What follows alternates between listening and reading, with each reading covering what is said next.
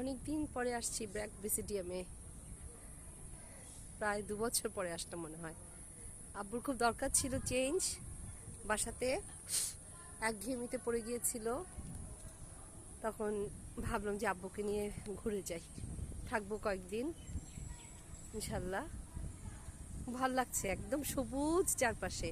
এই জায়গাটার এটাই ভালো, মানুষজন এত কম, কোনো বাড়তি হইচই নেই, সবুজ, একদম সবুজ আর সবুজ।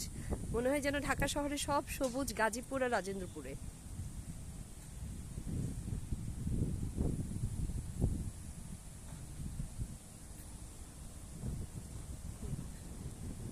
বৃষ্টি, ছাতা নিয়ে আসা উচিত ছিল না।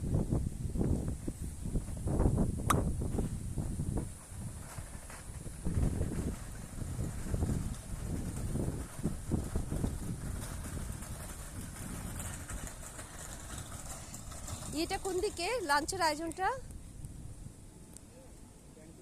এদিক দিয়ে না? ওকে।